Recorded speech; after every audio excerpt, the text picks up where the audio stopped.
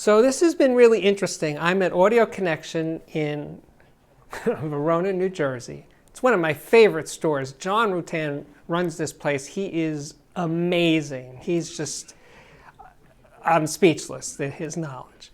Anyway, we're in the store. Wendell from Magnepan is here, and we've been listening to this prototype speaker, think like a concept car. This is a concept speaker from Magnepan. It's pushing the envelope. It's trying to become something beyond what you've ever heard from a Magnepan. Now that may come across as marketing speak, but I just heard it, I just experienced it, and it is unlike anything I've ever heard from Magnepan. It is unlike anything I've ever heard from any other speaker, ever. So what it does is, it is a ribbon speaker. It's the ribbon mid-range and tweeter, basically from a 30.7, and a brand new, completely unprecedented dipole woofer column. Now, I tried to take pictures of the woofer column, and it's in such a dark place in the corner over here that you'll just use your imagination. That's the best thing. And I took still pictures, I'm showing you now, of the actual Magnepan speaker, the dipole speaker. So, but the thing is, I played some recordings. I started with this one, David Chesky, Jazz and the New Harmonic. Now, I was at this session, and more importantly, I've heard David play a lot of this music live in a club in New York City. It's called Dizzy's Club Coca-Cola. And when I was listening to this recording over these speakers, I wasn't just thinking about the sound I heard at the session. I was thinking about the sound I've heard many times since this session is about 5 years ago.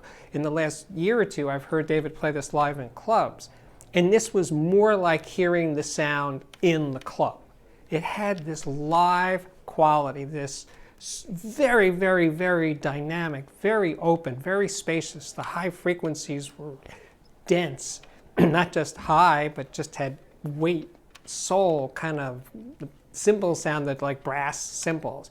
It was doing, it's kind of mind-altering. It's a mind-altering drug because it just takes you places you've never been in hearing sound coming out of speakers. I mean, I wish I could lower this expectation thing, but I'm just giving you an emotional reaction. This is not a review. It's not a product you can buy. It's, like I said, it is a concept speaker. And when I asked Wendell from Magnepan the price of the speaker, he wouldn't answer the question. But he wants to know what people think a speaker like this would cost or should cost. Now, it's not going to be $2,000. It's not going to be $3,000 or $4,000. It's going to be way more expensive than that. But in terms of a really true advance from what I've heard from Magnepan before, it's very, very exciting. So, okay, so I started with this, and this is David's band with saxophone, trumpet, bass, and David's on piano and drums. And the trumpet, you know, when you hear a live trumpet, and you're relatively close to it, you're very, very aware of the leading edge and the transients coming off a trumpet. They're just really, really strong. And I heard it coming out of these speakers, and it was like, that's what it sounded like for real. That's what it sounds like in real life. And the piano and the drums, and especially the drums, it was so much, it just was like time traveling me to hear when I heard it at Dizzy's Club Coca-Cola about 6 months ago. So yeah, my memories of this session are from 5 years ago, but the Dizzy's thing is way more recent, and it just took me back there. Okay, so that's one. Then there's this one, and I've referred to this recording before, Explorations in Space and Time. It's an all-percussion record recorded with no dynamic range compression, and it's all sorts of percussion instruments. There is a drum kit on many tracks, but there's hand drums and little bells, all kinds of things going on in there. And it is the density of those instruments that all have different levels of dynamic shading and contrast that this speaker was doing so well. I mean, Magnepans do a lot of things well, but dynamics and dynamic impact and pressurizing the room, no, not so much. But this speaker, this concept speaker, did it to an extreme degree. So it was doing that thing so well. And to finish up, you know, my time here is limited, and there's a lot of stuff going on, so I don't want to hog the room. So this recording, Kenny Rankin. Now, Kenny Rankin was a pop singer in the 70s and 80s, and he made this record for Chesky in the early 90s. and it was in this huge studio, RCA studio in New York City, and it's Kenny in a big studio. You could record a symphony orchestra in this space, and it's Kenny and piano, bass, drums, and a saxophone.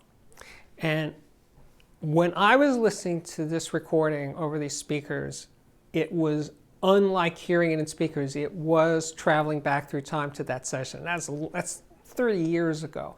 And I was out in the room listening to them rehearse, and then I would go into the control room, and that's what we did in those days. We'd hear it, go into the control room, try to make it sound more like the real thing.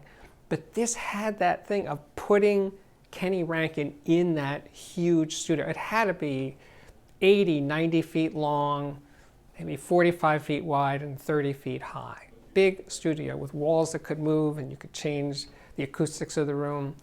And I spent some time there, and I'm listening to it over these speakers, and I'm thinking, it's so weird how it's taking me back to that session. Really, really freaky. So at this point, again, it's not an actual product. I hope some version of this does hit the market in some form, because it's exciting. It's exciting when you hear something you've never heard before coming out of speakers, a sound that never came out of home speakers before. And that's what this speaker is attempting to do, and I think succeeding in a large part. Now, if we had more time to set up the speakers in the room, or I should say, if Wendell had more time to set it up and really tweak the sound, it would be even better. So all I could say is what I heard, and you're hearing it. I'm recording this video maybe 20 minutes after I listened, and I'm still really excited and pumped up by it, and that's what I'm communicating to you. And that's it.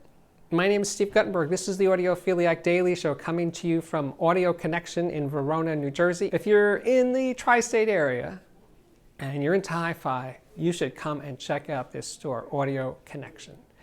Other than that, let's see, check out my playlist for speaker reviews, headphone reviews, music reviews, etc., etc. You can follow me on Twitter at AudiophiliacMan. You can follow me on Instagram at steve.guttenberg.com.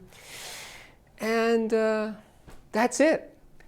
It's almost the end of 2019. Have a great new year. Have an even better 2020, and I'll see you again real soon. Thank you for watching.